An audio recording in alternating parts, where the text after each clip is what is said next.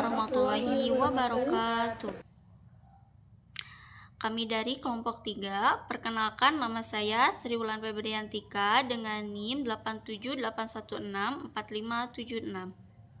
Saya Rahmayas Azra dengan NIM 877685947. Perkenalkan, nama saya Anita Rosalin Widahari, NIM 860064715. Baik, pada kesempatan kali ini kami dari kelompok 3 akan mempresentasikan susunan rencana pelaksanaan pembelajaran yang telah kami susun sebelumnya pada tugas 3A. Baik, jadi ini merupakan susunan RPP Kurikulum Merdeka yang telah kami buat. Di dalamnya terdapat beberapa bagian. Yang pertama akan kita bahas adalah identitas. Identitas mencakup nama sekolahan yaitu SD Negeri Ceria. Untuk jenjang kelas 5 SD, mata pelajaran yang diampu adalah ilmu pengetahuan alam dan sosial, membahas bagian tubuh pengolah makanan di bab 5. Topik yang akan dibahas adalah sistem pencernaan manusia. Alokasi waktunya 1 kali pertemuan 2 kali 35 menit. Selanjutnya adalah capaian pembelajaran.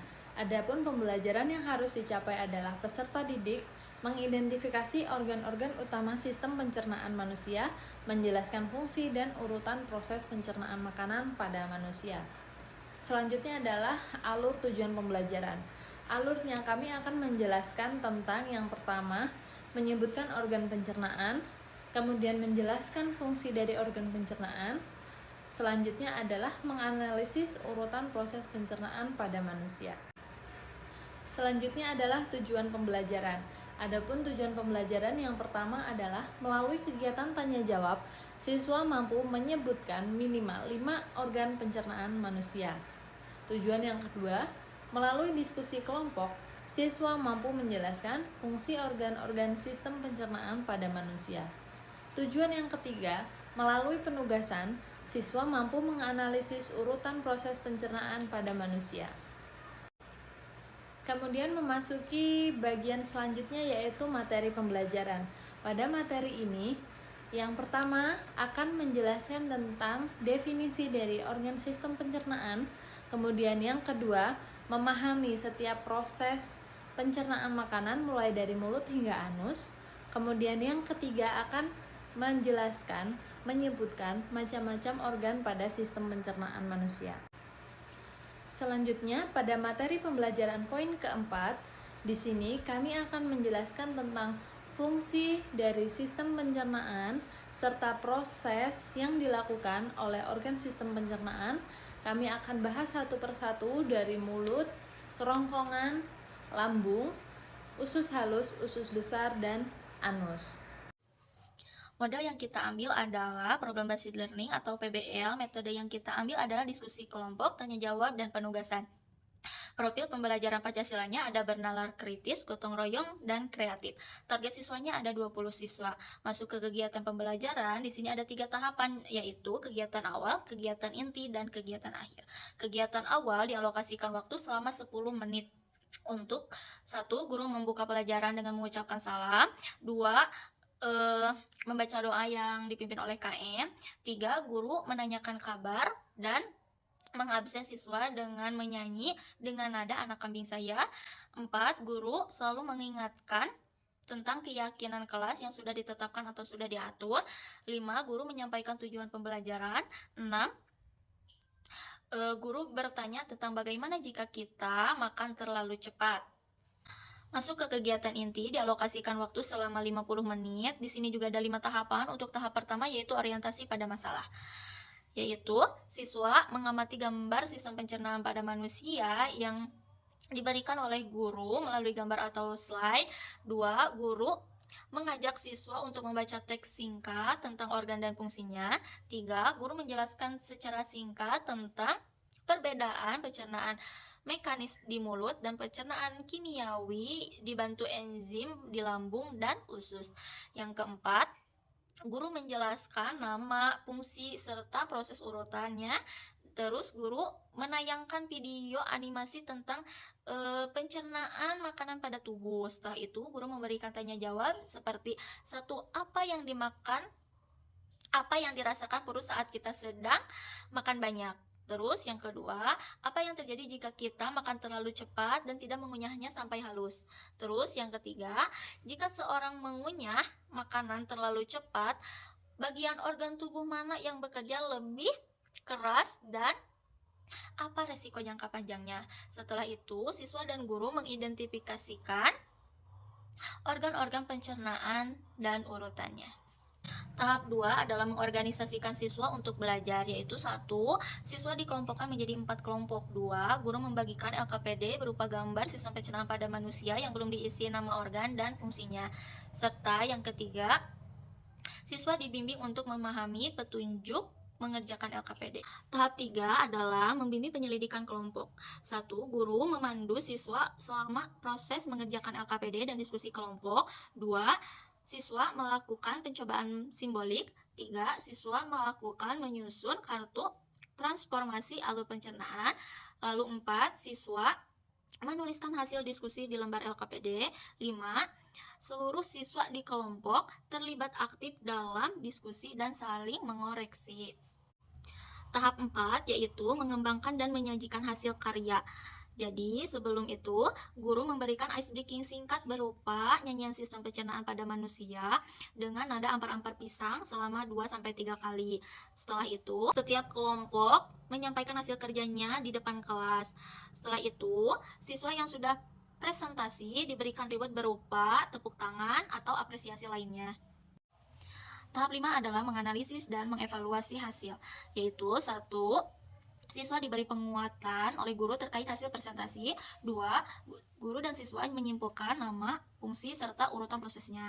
Yang ketiga, guru memberikan evaluasi singkat seperti 1. Menyebutkan minimal 3 organ pencernaan. 2. Menjelaskan fungsi 1 organ. 3. Menyebutkan 1 proses pencernaan pada manusia. Masuk pada tahap akhir, yaitu penutupan yang dialokasikan waktunya selama 10 menit, yaitu untuk siswa dan guru menyimpulkan pembelajaran, lalu siswa merefleksikan atas pembelajaran yang telah berlangsung. Yang ketiga, guru mengevaluasi pembelajaran. Yang keempat, guru menyampaikan materi selanjutnya. Yang kelima, guru memberikan pekerjaan rumah, yaitu membaca materi selanjutnya dan sebutkan beberapa penyakit yang ada pada sistem pencernaan manusia. Setelah itu, guru menutup pembelajaran dan memberikan motivasi. Setelah itu, berdoa yang dipimpin oleh KM sebelum pulang. Setelah itu, guru menutup pembelajaran dengan salam. Oke, baik. Yang J itu ada media pembelajaran. Yang pertama ada video tentang sistem pencernaan manusia. Yang kedua ada gambar atau poster. Yang ketiga ada PowerPoint. Kemudian yang ke K itu ada alat dan bahan pembelajaran. Yang pertama ada proyektor.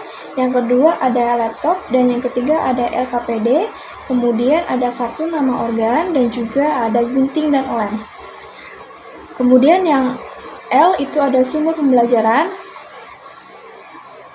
Yang pertama itu ada buku guru, kemudian buku siswa, dan juga bahan ajar yang dirancang oleh guru. Kemudian di sini ada yang ke M, juga ada penilaian.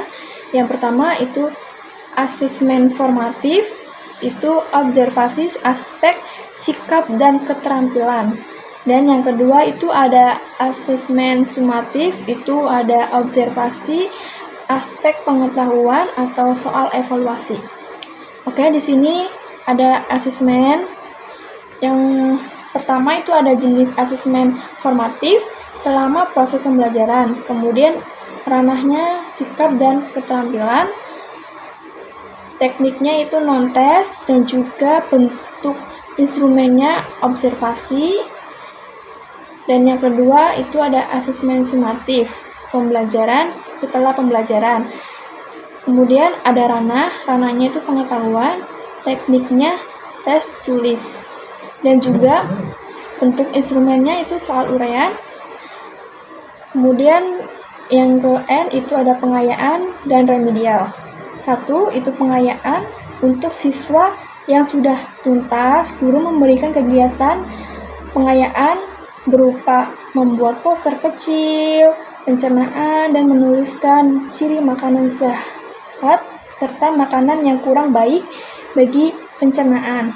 Kemudian yang kedua ada remedial. Bagi siswa yang belum tuntas, guru memberikan kegiatan remedial berupa mengulang, mengamatan gambar sistem pencernaan, kemudian mengerjakan LKPD sederhana dengan bimbingan lebih intensif, dan menjawab pertanyaan lisan singkat tentang nama dan fungsi organ pencernaan. Selanjutnya, setelah proses belajar mengajar selesai, kami harus memiliki lembar seperti ini, lembar penilaian asesmen formatif. Adapun beberapa sikap yang dinilai terbagi dalam beberapa kriteria, yaitu yang pertama, rubrik penilaian sikap gotong royong. Aspek yang diamati, aspek yang dinilai adalah yang pertama, berperan aktif, kemudian kerjasama, tanggung jawab, dan toleransi. Selanjutnya adalah penilaian sikap kritis.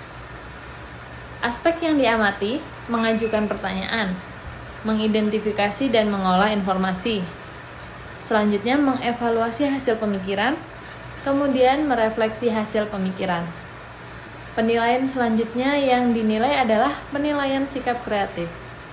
Yang pertama, aspek yang diamati mengemukakan ide atau pendapat, kemudian menjawab pertanyaan dengan baik. Selanjutnya, apakah menulis hasil kerja kelompok dengan rapi? Kemudian, merancang hasil diskusi dalam bentuk karya baru. Ini merupakan petunjuk penilaian untuk tabel penilaian yang telah saya jelaskan sebelumnya. Terdapat beberapa kolom bernomorkan 1 sampai dengan 4. Cara mengisinya adalah menceklis kolom nilai 1 sampai 4 dengan kriteria sebagai berikut. Nilai 1 berarti tidak pernah melakukannya. Poin kedua berarti kadang-kadang melakukan atau sering tidak melakukan. Selanjutnya poin 3 yaitu sering, apabila sering melakukan sesuai pernyataan dan kadang-kadang tidak melakukan. Selanjutnya poin 4 berarti selalu melakukan sesuai pernyataan. 2. Keterampilan. Aspek yang diamatinya itu ada kelengkapan materi, yang kedua itu ada kemampuan presentasi, yang ketiga itu ada kerjasama. Yang pertama itu aspek ada kelengkapan materi, skornya itu 4, kriterianya itu ada A, hasil diskusi dikemas dalam bentuk yang berbeda-beda, yang ke B itu ada hasil diskusi dituliskan ringkas dan mudah dipahami, yang ke C itu ada dilengkapi dengan gambar, lagu, atau puisi yang menarik dan sesuai dengan materinya. Yang ke D itu ada menyampaikan pertanyaan kepada siswa lainnya. Skor yang ketiga itu terdapat satu kriteria kelengkapan materi tidak terpenuhi. Yang skor yang kedua itu terdapat 2 kriteria pada kelengkapan materi tidak terpenuhi. Skor yang pertama terdapat lebih dari 2 kriteria pada kelengkapan materi tidak terpenuhi.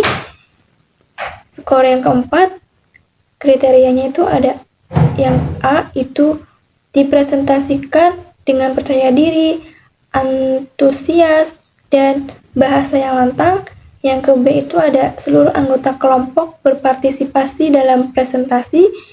Yang ke C itu ada dapat mengemukakan ide dan berargumen dengan baik.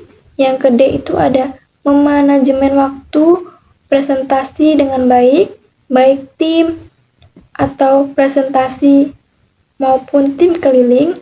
Skor yang ketiga itu ada terdapat 1 kriteria pada kerjasama tidak terpenuhi. Skor yang kedua itu terdapat 2 kriteria pada kerjasama tidak terpenuhi. Skor yang pertama itu terdapat lebih dari 2 kriteria pada kemampuan presentasi tidak terpenuhi. Skor yang keempat, kriterianya itu yang pertama A, pembagian tugas, yang ke B, seluruh anggota kelompok berpartisipasi dalam bertanggungjawabnya. Yang C, hasil diskusi atau relevansi dengan bahan. Yang ke D itu menyelesaikan tugas kelompok dengan baik, baik tim, presentasi maupun tim keliling. Skor yang ketiga itu terdapat satu kriteria pada kerjasama tidak terpenuhi. Skor yang kedua terdapat dua kriteria pada kerjasama tidak terpenuhi. Skor yang pertama kriterianya itu terdapat lebih dari dua kriteria pada kemampuan presentasi tidak terpenuhi. Asesmen sumatif atau penilaian setelah proses pembelajaran. Di sini ada tujuan pembelajaran, materi, indikator soal, level kognitif, bentuk soal, dan nomor soal. Untuk tujuan pembelajarannya adalah melalui kegiatan evaluasi, siswa mampu menguraikan sistem pencernaan manusia. Materinya sudah jelas ya, sistem pencernaan manusia. Indikator soalnya 1, siswa dapat menjodohkan nama organ dan fungsinya. Level kognitifnya C1, bentuk soalnya diagram atau isi kotak. Yang kedua, siswa dapat menyebut dan menjelaskan fungsi organ pencernaan. Level kognitifnya C1 dan C2. Bentuk soalnya diagram atau uraian singkat.